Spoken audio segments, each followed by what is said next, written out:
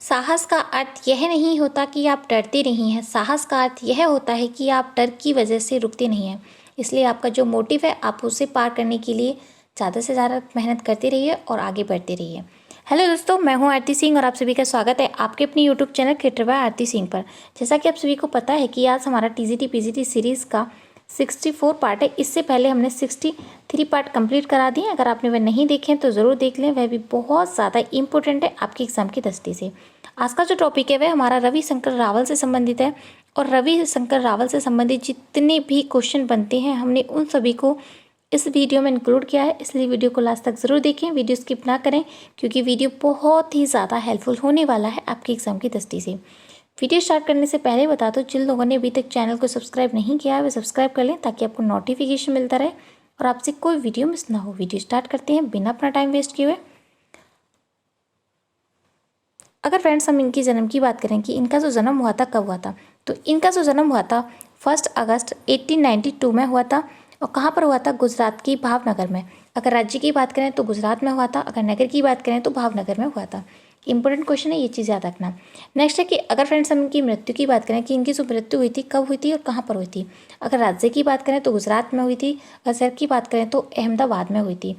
अगर समय की बात करें तो 9 दिसंबर 1977 में हुई थी। ये चीज़ याद रखना, ये भी इंपॉर्टेंट क्वेश्चन है। अगर इनका जो निधन हुआ था 85 की एज में हुआ था, ये भी चीज़ याद रखना, कभी कभी पूछ लिया जाता है।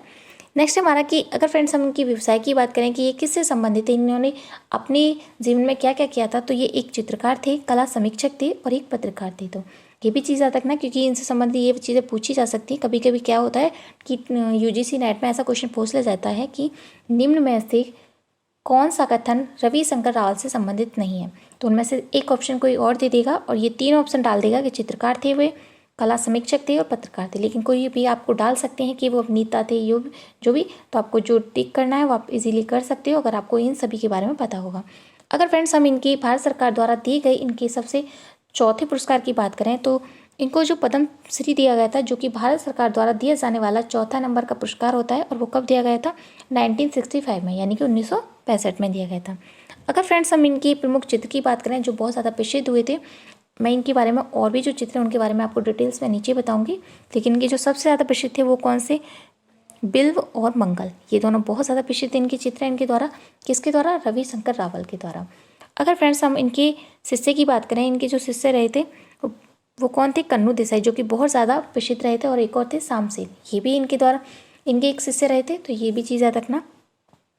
अब इनको जितने भी पुरस्कार प्राप्त हुए उनके बारे में जान लेते हैं कि इनको कौन कौन सा पुरस्कार कब कब मिला था। तो उनमें से एक पुरस्कार था जो 1916 में हुआ था, मिला था। कब मिला? कौन सा पुरस्कार था वो? Sir J school of art में मेयो गोल्ड मेडल मिला था।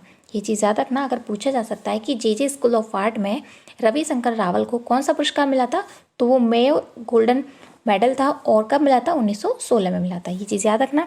नेक्स्ट हमारा कि 1917 में, मैंने यहाँ पे सीरीज वाइज लगाया ताकि आप इजीली याद कर सको। तो 1917 में जो मिला था इनको बॉम्बे आर्ट सोसाइटी से स्वर्ण पदक मिला था। ये भी चीज़ याद रखना, कहाँ से मिला था? बॉम्बे आर्ट सोसाइटी स्वर्ण पदक मिला था। कब मिला था? 1917, 16-17 करके भी आप याद कर सकते हो। नेक्स्ट जो मिला था इनको सन 1923 में मिला था। और कहाँ मिला था? Calcutta art in industry expo में इनको दूसरा पुरस्कार मिला था। कब मिला था? 1923 में। ये भी चीज़ याद रखना, ये भी इंपॉर्टेंट है।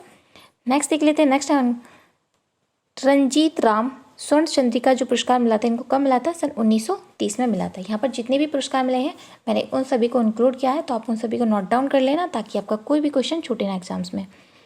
नेक्स्ट है हमारा कि उनके कला निबंधों के लिए गुजराती साहित्य में सर्वोच्च शास्त्रीय पुरस्कार मिला था। ये पूछा जा सकता है कि वे कौन से कलाकार थे जिनको गुजराती साहित्य में सर्वोच्च शास्त्रीय पुरस्कार मिला था। जैसे कि आप सभी को पता है कि वे एक कला समीक्षक भी थे, तो वो कौन थे? रविशंकर रावल। ये भी चीज़ याद रखना।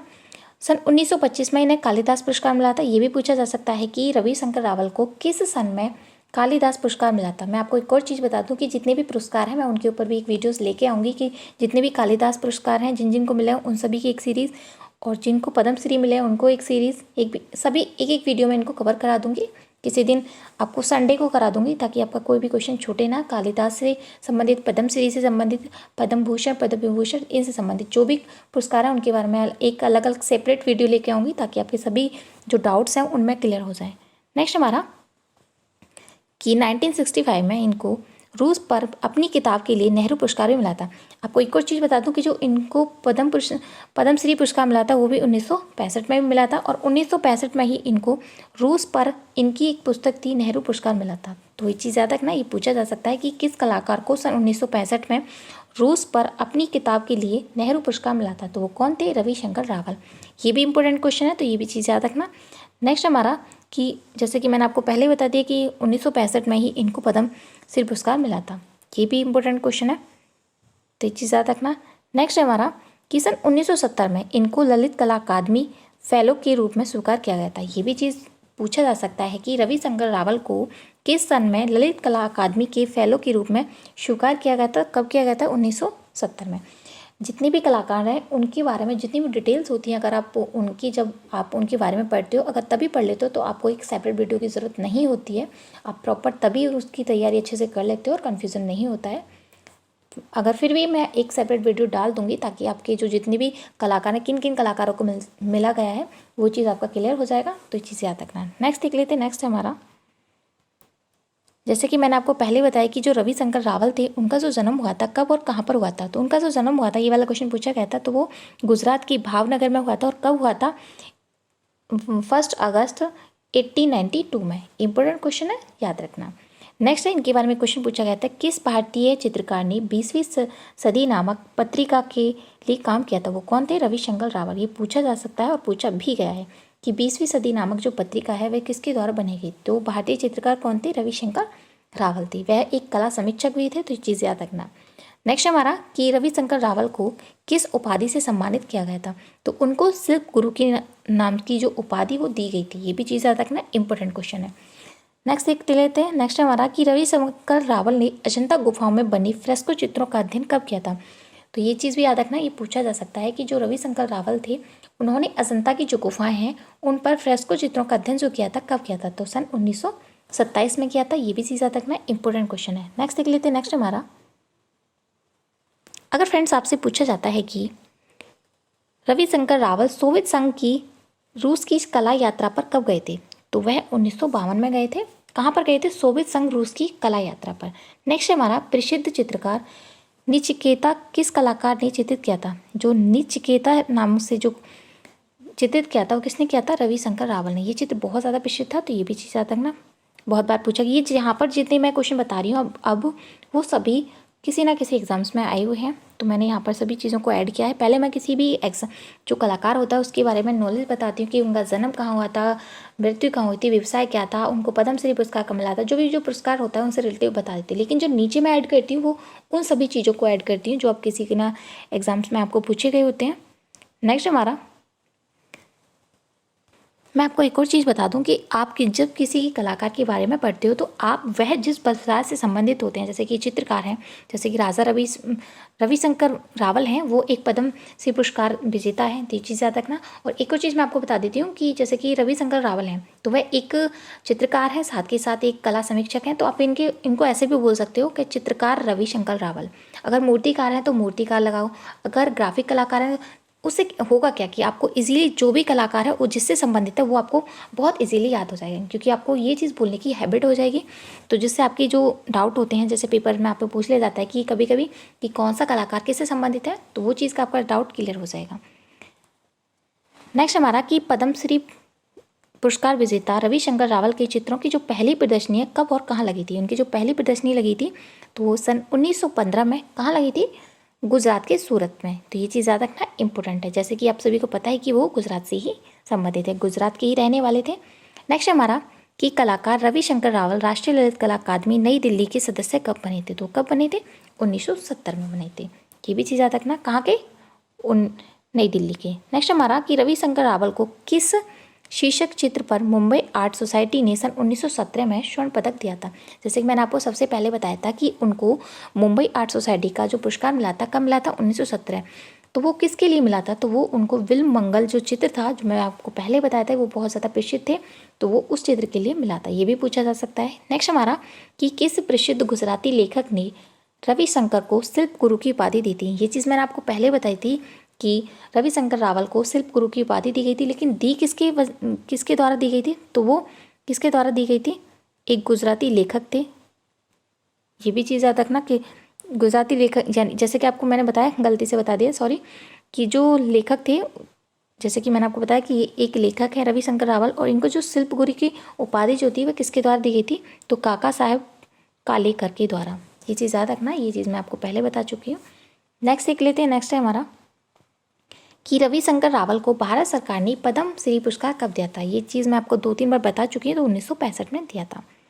नेक्स्ट देख लेते हैं। नेक्स्ट हमारा कि अगर फ्रेंड्स आपसे पूछा जाता है कि सन 1924 में किस सांस्कृतिक पत्रिका का संपादन रविशंकर रावल ने किया था, तो वो कौन थी, कुमार पत्रिका। या ये क्वेश्चन आपको कुछ इस तरीके से भी देखने को मिल सकता है एग्जाम में कि जो कुमार पत्रिका है वह किस कलाकार के द्वारा संपादित है, तो वो रविशंकर रावल के द्वारा संपादित की गई थी। और कब की गई थी, सन 1924 में। क्योंकि अगर आपसे कोई भी कार्य होता है या फिर कोई भी चित्र होता है या फिर कोई भी पुस्तक होती है, आपको उसके बारे में 2-3 चीज़ें ज़रूर याद रखना कि वह किसके द्वारा बनाई गई है और किस सन में बनाई गई है, और अगर चित्र है तो वह किस माध्यम में, क्योंकि इससे संबंधित क्वेश्चन पूछे जाते हैं। अगर वर्तमान समय में कहाँ पर संग्रहित है, अगर वो ज़्यादा फेमस क्वेश्चन है या चित्र है, तो वो चीज़ याद रखना। नेक्स्ट हमारा कि प्रसिद्ध चित्रकार रविशंकर रावल के जो पिता का क्या नाम था, तो उनके जो पिताजी थे उनका नाम था महाशंकर रावल। ये चीज़ याद रखना, क्या था, शंकर रावल। नेक्स्ट हमारा कि प्रसिद्ध पत्रिका कुमार का संपादन रविशंकर रावल ने कहाँ किया था, तो वो कहाँ किया था, अहमदाबाद गुजरात में। जैसे कि मैंने आपको भी बताया था कि ये कुमार जो पत्रिका है किसके द्वारा संपादित की गई थी, तो रविशंकर रावल के द्वारा 1924 में की गई थी। और कहाँ की गई थी, गुजरात, अहमदाबाद में। इंपॉर्टेंट क्वेश्चन है, आप उन सभी को जरूर याद रखना। नेक्स्ट हमारा कि रविशंकर रावल ने मुंबई आर्ट सोसाइटी के अध्यक्ष कब बने थे, तो अगर मुंबई आर्ट सोसाइटी की बात करें तो 1941 में बने थे, लेकिन अगर दिल्ली की बात करें तो वो कब बने थे, सन 1971 में। ये भी चीज़ याद रखना, ये चीज़ मैं आपको पहले बता चुकी हूँ ऊपर ही। नेक्स्ट हमारा कि रविशंकर रावल ने कहाँ अपनी कर्मस्थली बनाई थी, तो उन्होंने कहाँ बनाया था, गुजरात के अहमदाबाद में।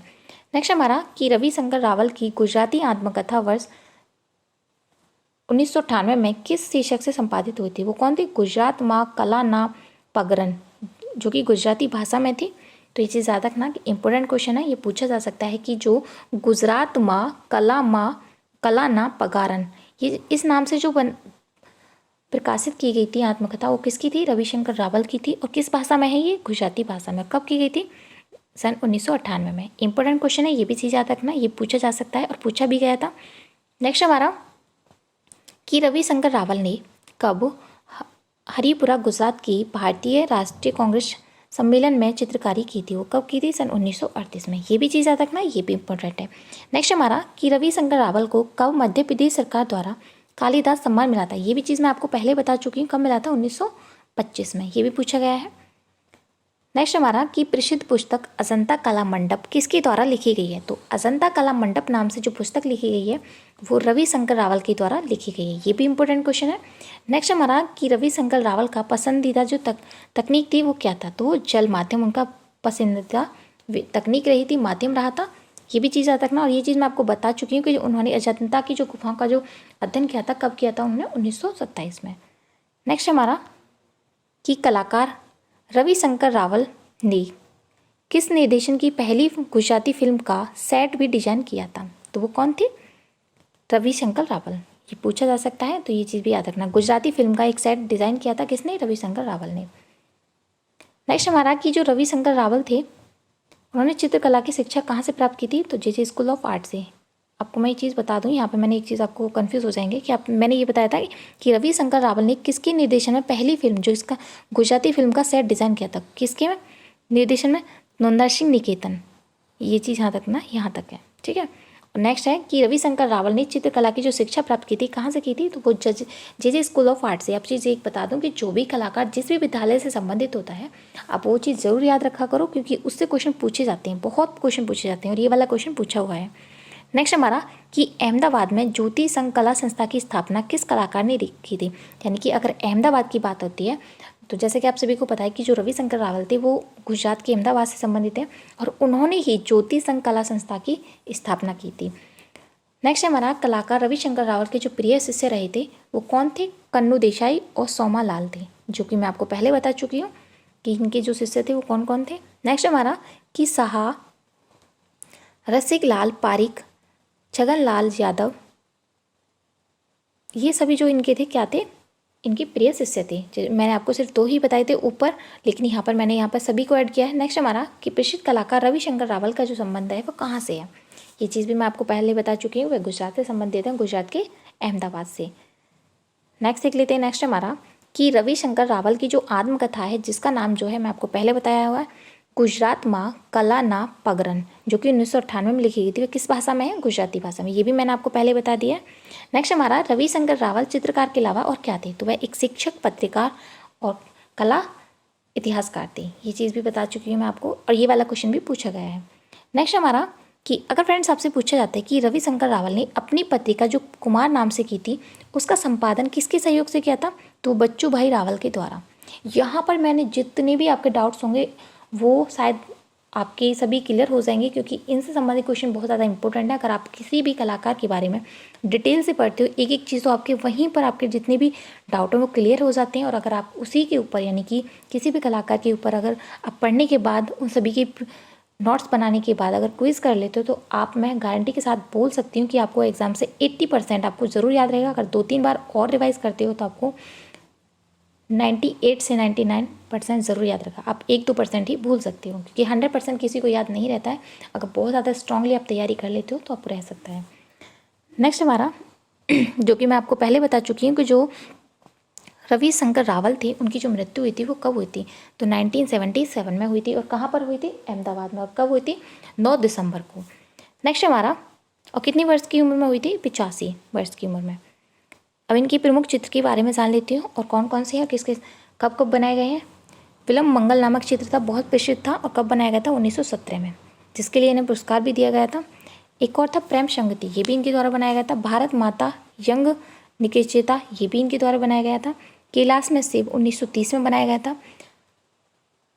परशुराम, ये चित्र जो बनाया गया था 1935 में बनाया गया था। भक्त नाम से जो चित्र बनाया था 1930 में बनाया गया था।